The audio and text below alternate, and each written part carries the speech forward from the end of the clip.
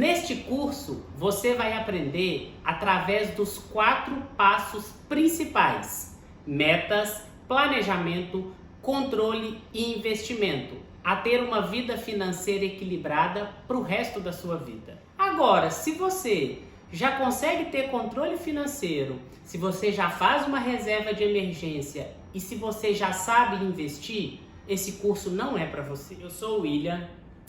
Eu nasci numa cidade muito pequena do interior de Minas, vim de uma família muito simples e os meus pais sempre me educaram e mostraram para mim a importância do estudo, a importância de você se dedicar e a importância de você estudar e buscar conhecimento.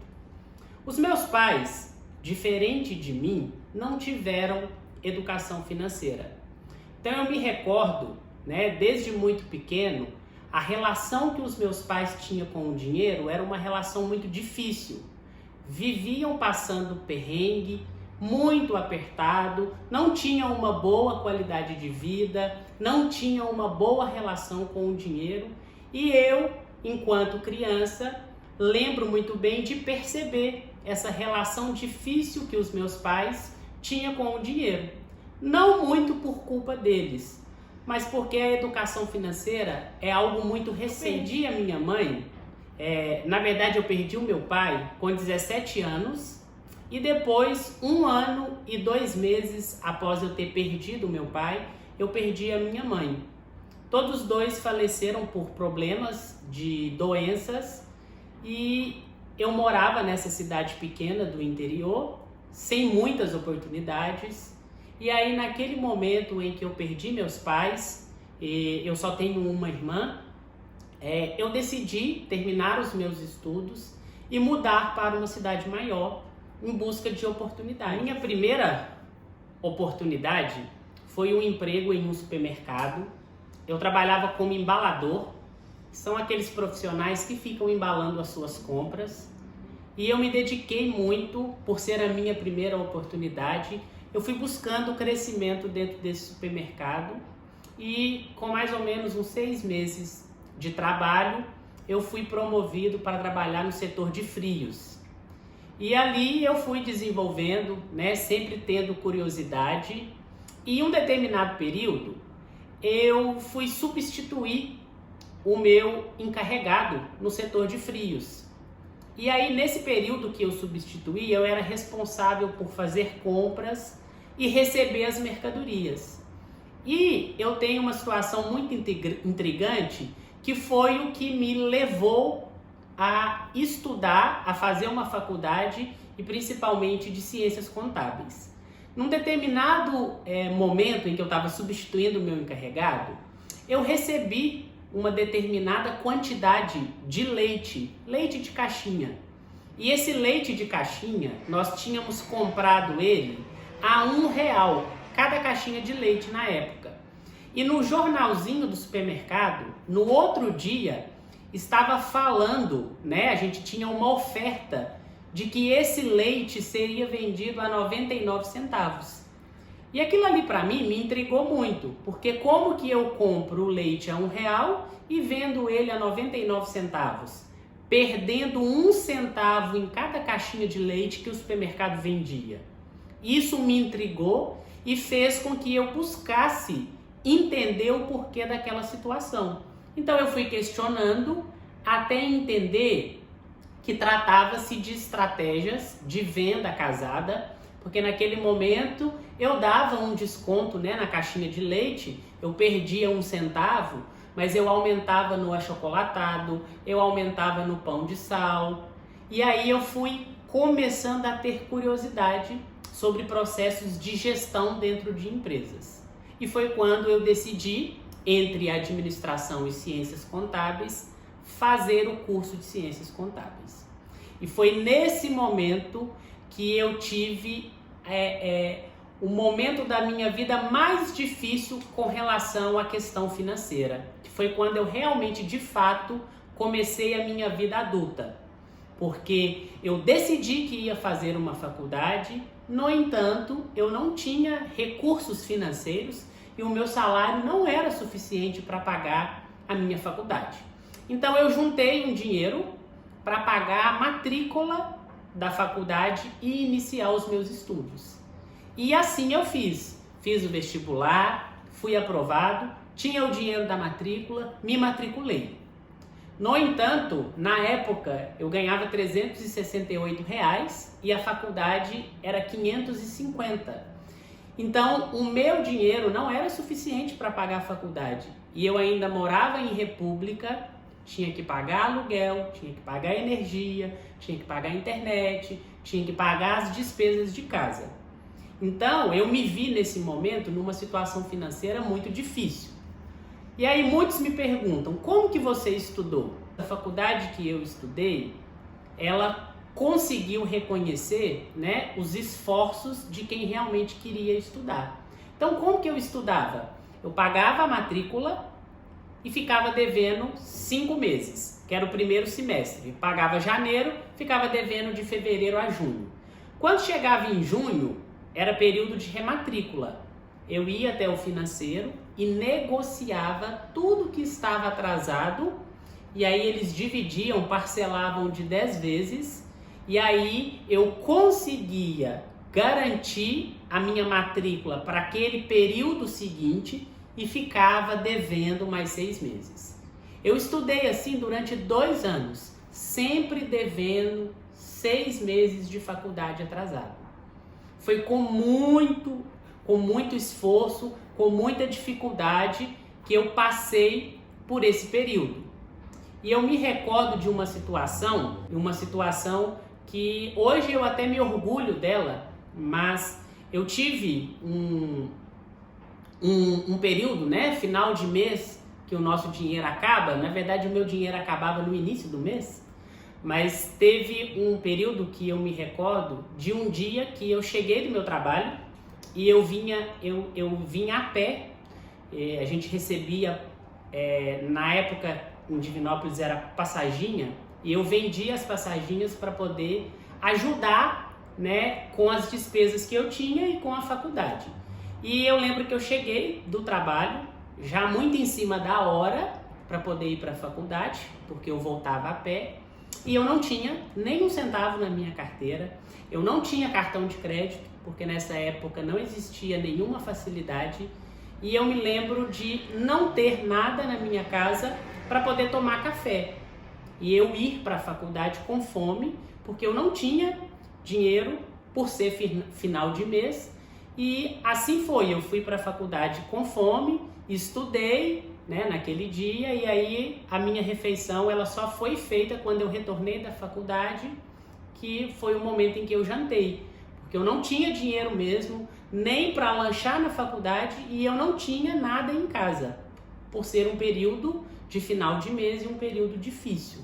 Então hoje eu me orgulho disso, porque isso me fez com que eu começasse a construir uma boa relação com o dinheiro, porque eu coloquei para mim que eu não queria passar mais por aquela situação. Eu já tinha em mente que eu queria ser professor, porque eu acho que o ensino mudou a minha vida e eu queria mudar a vida das pessoas através do ensino.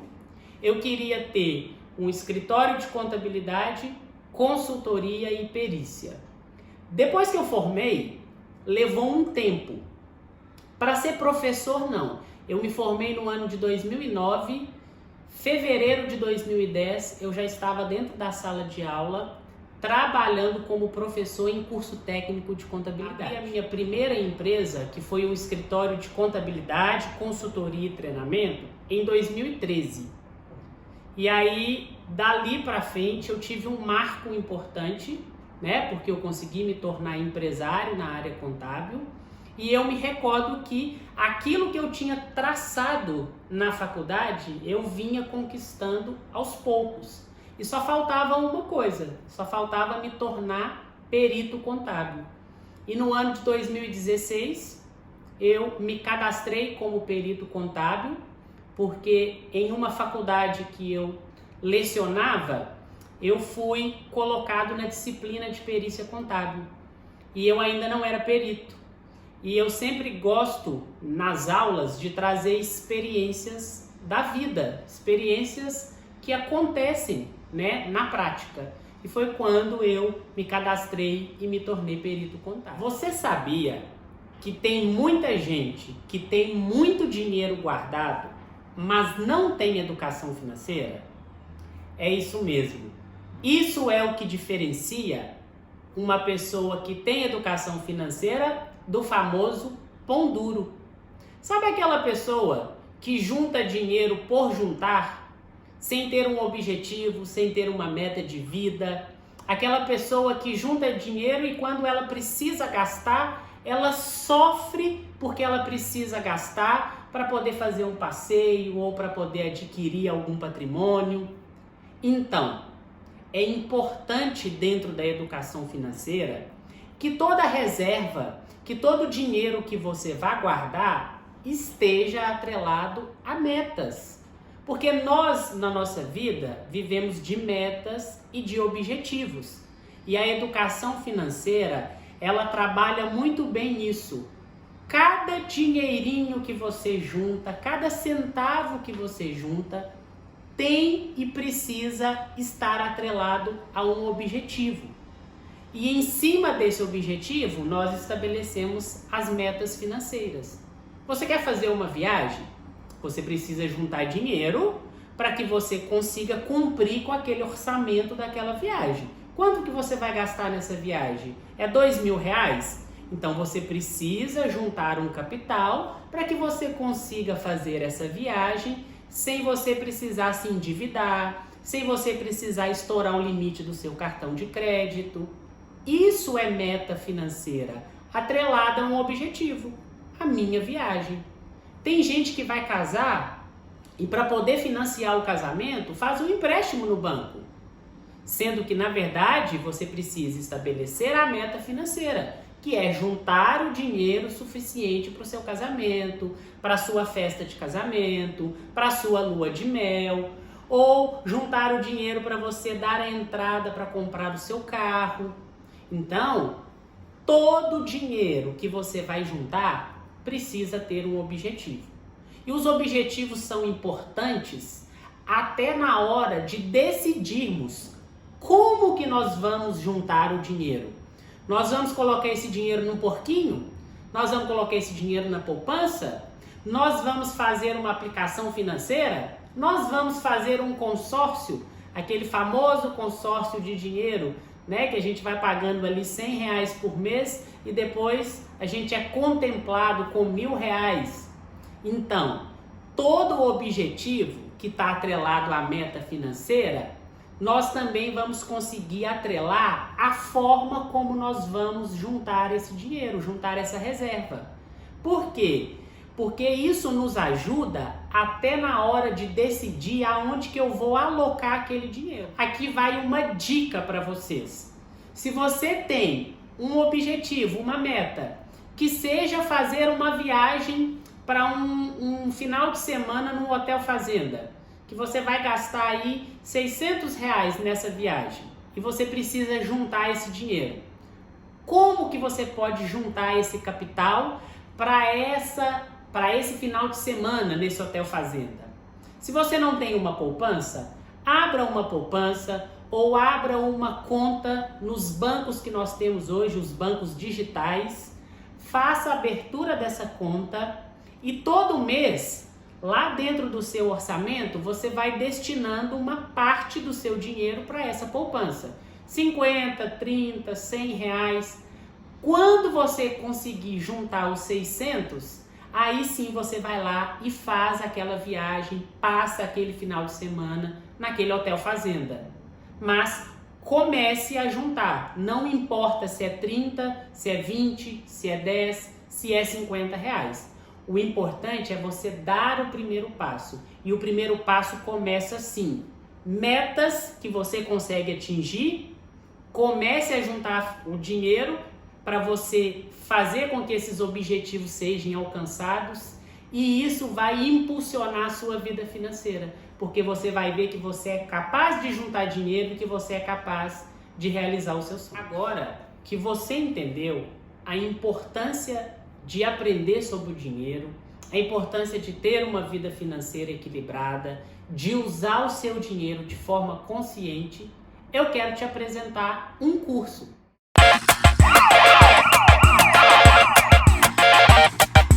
Esse curso é 100% online.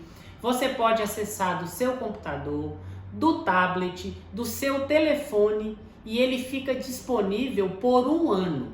Então, não precisa ter pressa. E olha, junto com o curso, eu te dou um presente, uma planilha de planejamento e controle financeiro, que aliás você encontra na internet pelo mesmo preço do curso, que está muito acessível. Então, se você está preparado para pagar suas contas em dia, para fazer a sua reserva de emergência, para construir o seu patrimônio e realizar os seus sonhos, clique aqui no botão abaixo e seja bem-vindo. Ah, lembrando, você tem 7 dias de garantia. Começou as aulas, mas não gostou do curso? Peça seu dinheiro de volta.